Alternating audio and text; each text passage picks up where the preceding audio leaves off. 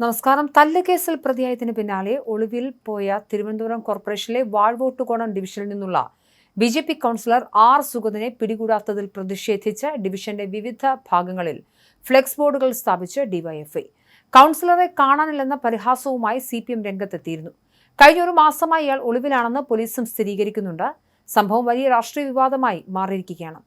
കഴിഞ്ഞ മാസമാണ് വട്ടിയൂർക്കാവ് വെള്ളൈക്കടവ് ക്ഷേത്രത്തിലെ ഉത്സവത്തിനിടെ ഉണ്ടായ സംഘർഷവുമായി ബന്ധപ്പെട്ട് കൗൺസിലർ ആർ. സുഗതനെതിരെ പോലീസ് കേസെടുത്തത്. ഇയാളെ കണ്ടെത്താൻ അന്വേഷണം ഊർജിതമാക്കിയെന്നാണ് വട്ടിയൂർക്കാവ് പോലീസ് വ്യക്തമാക്കുന്നത്.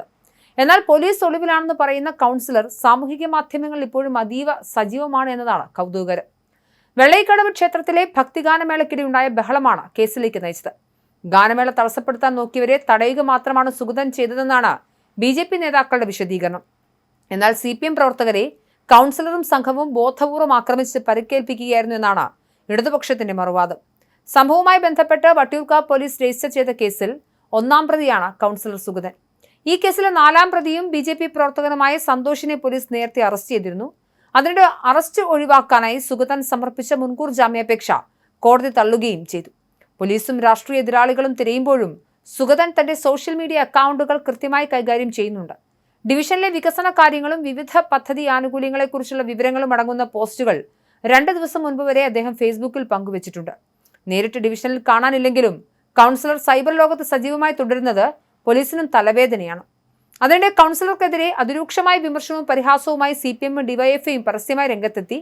തെരഞ്ഞെടുപ്പിൽ ജയിച്ചതിന് പിന്നാലെ ഭാരത ദർശനത്തിന് പോയ കൗൺസിലർ പിന്നീട് പൊങ്ങിയത് അടിക്കേസിൽ പ്രതിയായിട്ടാണ് എന്നെഴുതിയ ഫ്ലെക്സ് ബോർഡുകളാണ് ഡിവിഷനിൽ പലയിടത്തായി ഡിവൈഎഫ്ഐ സ്ഥാപിച്ചിട്ടുള്ളത്. കൗൺസിലറെ ഉടൻ അറസ്റ്റ് ചെയ്യണമെന്നാണ് ഇവരുടെ ആവശ്യം. നേരത്തെ വാഴോട്ടുകുണം പാപ്പാട് മഹിളാ മന്ദിരം ഉദ്ഘാടനം അലങ്കോലപ്പെടുത്തിയതുമായി ബന്ധപ്പെട്ട് വട്ടിയൂർക്കാവ് MLA ആയിരുന്ന VK പ്രശാന്ത് നൽകിയ പരാതിയിൽ BJP കൗൺസിലർ ആർ. സുഗതനെതിരെ പോലീസ് കേസെടുത്തിരുന്നു.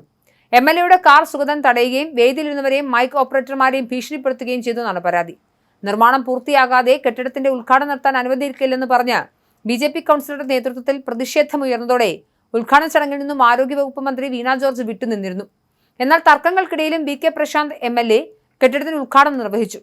തിരുവനന്തപുരം കോർപ്പറേഷന്റെ ഉടമസ്ഥയിലുള്ള സ്ഥലത്ത് സാമൂഹിക നീതി വകുപ്പിന് കീഴിൽ പ്രവർത്തിച്ചിരുന്ന സ്ഥാപനത്തിന്റെ ഉദ്ഘാടനത്തെ ചൊല്ലിയാണ് ഇരു വിഭാഗങ്ങൾ തമ്മിൽ തർക്കമുണ്ടായത്. കെട്ടിടത്തിന്റെ ഉദ്ഘാടനം ആരോഗ്യമന്ത്രി വീണ ജോർജ് നിർവഹിക്കാനാണ് നിശ്ചയിച്ചിരുന്നത്. എന്നാൽ ചടങ്ങിന്റെ മുന്നൊരുക്കങ്ങൾ നടത്തുന്ന സമയത്ത് സ്റ്റേജും മൈക്കും ക്രമീകരിക്കുകയെന്ന തൊഴിലാളികളെ വാഴോട്ടുകുണം കൗൺസിലർ ആർ. സുഗതൻ ഭീഷണിപ്പെടുത്തി പുറത്താക്കിയെന്ന് MLA ആരോപിച്ചിരുന്നു. ഇതിനു പുറമെ കെട്ടിടം പൂട്ടി താക്കോൽ കോർപ്പറേഷനിലെ വനിതാ അസിസ്റ്റന്റ് എഞ്ചിനീയർക്ക് കൈമാറിയതായും MLA പറഞ്ഞു. സർക്കാർ സ്ഥാപനത്തിൽ അതിക്രമിച്ചു കയറി ഓഫീസ് പൂട്ടിയതിനെതിരെ നിയമ നടപടി സ്വീകരിക്കണമെന്നാവശ്യപ്പെട്ടാണ് VK പ്രശാന്ത് എന്ന പോലീസിൽ പരാതി നൽകിയത്. എന്തായാലും വാഴോട്ടുകുണം കൗൺസിലർ സുഗതൻ ഒളിവിലാണ്. ഒരു നാട് ഭരിക്കാൻ വേണ്ടി ജനങ്ങൾ വോട്ട് ചെയ്ത് വിജയിപ്പിച്ച വ്യക്തിയാണ്. പ്രത്യേകിച്ച് അടിസ്ഥാന ആവശ്യങ്ങളൊക്കെ നിർവഹിച്ച് തരേണ്ടതിൽ കൗൺസിലർക്ക് നിർണായക പദവിയുണ്ട്. അതുകൊണ്ട് തന്നെ തുടർച്ചയായി ഒരു മാസം ഒരു കൗൺസിലർ മാറി നിൽക്കുക എന്നത് അംഗീകരിക്കാൻ സാധിക്കുന്ന കാര്യമല്ല. അതിൽ പാർട്ടി വ്യത്യാസങ്ങളൊന്നും പാടില്ല. പോലീസ് അടിയന്തര നടപടിയെടുക്കണം. ഒളിവിലാണ് എന്ന് പറഞ്ഞ് കൈകഴുകൻ നിൽക്കരുത്.